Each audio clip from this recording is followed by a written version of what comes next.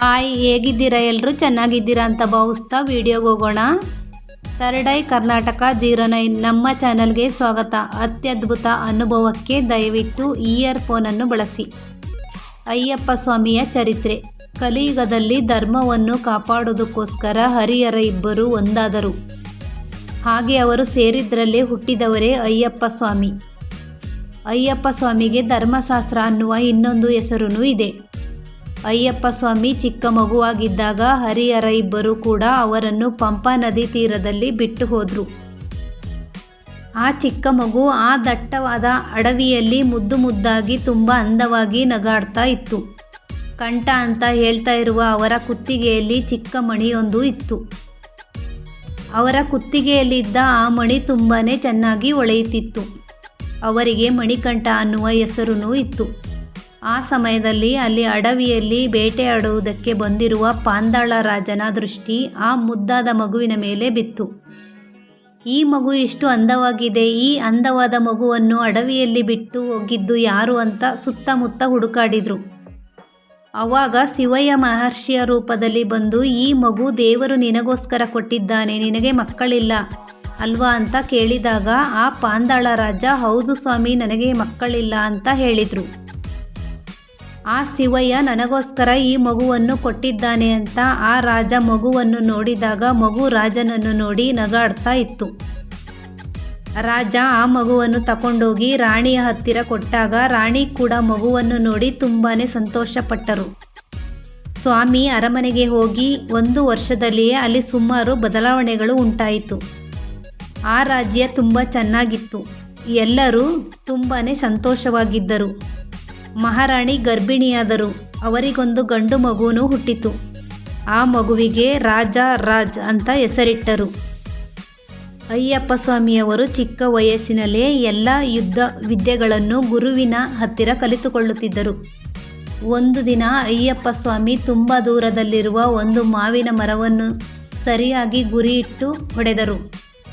ಇದನ್ನು ಅವರ ಗುರು ನೋಡಿದರು. ಅದನ್ನು ನೋಡಿ ಅವರ ಗುರು ತುಂಬ ಆಶ್ಚರ್ಯಪಟ್ಟರು. ಇವರು ಸಾಧಾರಣವಾದವರಲ್ಲ, ಇವರಿಗೆ ದೈವ ಶಕ್ತಿಗಳಿದೆ. ಆದರೆ ಇವರು ಈ ಭೂಲೋಕದಲ್ಲಿ ಯಾಕೆ ಹುಟ್ಟಿದ್ದಾರೆ ಅನ್ನೋದು ಅರ್ಥ ಆಗದೆ ಅವರು ನೋಡುತ್ತಾ ಇದ್ದರು. ಆ ಗುರುವಿನ ಮಗನಿಗೆ ಹುಟ್ಟಿನಿಂದಾಗಲೇ ಕಣ್ಣು ಕಾಣಲಿಲ್ಲ, ಕಿವಿನೂ ಕೇಳಿಸಲಿಲ್ಲ. ಆವಾಗ ಅಯ್ಯಪ್ಪ ಸ್ವಾಮಿ ಆ ಹುಡುಗನಿಗೆ ದೃಷ್ಟಿ ಬರೋ ಥರ ಮಾಡಿ, ಅವನಿಗೆ ಮಾತು ಬರೋ ಥರ ಮಾಡಿ ಅವರ ಗುರುವಿಗೆ ದಕ್ಷಿಣೆಯಾಗಿ ಅದನ್ನು ಕೊಟ್ಟರು. ಜನರೆಲ್ಲರೂ ಅಪ್ಪ ಅಂತ ಅಯ್ಯಪ್ಪ ಸ್ವಾಮಿಯ ಮೇಲೆ ಪ್ರೀತಿಯಿಂದ ಇದ್ದರು. ಅಯ್ಯಪ್ಪ ಸ್ವಾಮಿಗೂ ಎಲ್ಲರೂ ಅಂದ್ರೇ ತುಂಬ ಪ್ರೀತಿ. ರಾಜ ರಾಣಿ ಇಬ್ಬರು ಅಯ್ಯಪ್ಪ ಸ್ವಾಮಿಯ ನಿಜವಾದ ತಂದೆ ತಾಯಿ ಇಲ್ಲ ಅಂದುಕೊಂಡು ಅವರನ್ನು ತುಂಬ ಪ್ರೀತಿಯಿಂದ ನೋಡಿಕೊಳ್ಳುತ್ತಿದ್ದರು. ಅಯ್ಯಪ್ಪ ಸ್ವಾಮಿಗೆ ಸರಿಯಾದ ವಯಸ್ಸು ಬಂದಾಗ ಪಾಂದಳ ರಾಜ ಪಾಂದಳ ರಾಜ್ಯಕ್ಕೆ ರಾಜನಾಗಿ ಮಾಡಬೇಕು ಅಂತ ಅಂದುಕೊಂಡು ಈ ವಿಷಯನ ಎಲ್ಲರ ಹತ್ರನೂ ಹೇಳಿದಾಗ ಎಲ್ಲರೂ ತುಂಬಾ ಸಂತೋಷಪಟ್ಟರು. ಆದರೆ ಮಂತ್ರಿಗೆ ಮಾತ್ರ ಅಯ್ಯಪ್ಪ ಸ್ವಾಮಿ ರಾಜನಾಗೋದ್ರಲ್ಲಿ ಸ್ವಲ್ಪನೂ ಇಷ್ಟ ಇಲ್ಲ. ಯಾಕಂದರೆ ಸುಮಾರು ಸಲ ಮಂತ್ರಿ ತಪ್ಪು ಮಾಡಿದಾಗ ಅಯ್ಯಪ್ಪ ಸ್ವಾಮಿ ಅವರನ್ನು ಪ್ರಶ್ನೆ ಕೇಳಿದರು. ಅಯ್ಯಪ್ಪ ಸ್ವಾಮಿ ರಾಜನಾಗಬಾರದು ಅಂತ ಅಂದುಕೊಂಡು ಈ ವಿಷಯದ ಬಗ್ಗೆ ರಾಣಿಯ ಹತ್ರ ಮಾತಾಡೋಕ್ಕೆ ಹೋದರು. ಮಂತ್ರಿ, ರಾಣಿ ಇಲ್ಲ, ಎಲ್ಲರೂ ನಿಮಗೆ ಅನ್ಯಾಯ ಮಾಡ್ತಾ ಇದ್ದಾರೆ. ನಿಮಗೆ ಹುಟ್ಟಿದ ಮಗನೊಬ್ಬನಿದ್ದಾನೆ, ಅವನನ್ನು ಬಿಟ್ಟು ಯಾರೋ ಹೆತ್ತ ಮಗನಿಗೆ ಪಟ್ಟಾಭಿಷೇಕ ಮಾಡೋದು ಸರಿಯಲ್ಲ ಅಂತ ಹೇಳಿದ್ರು.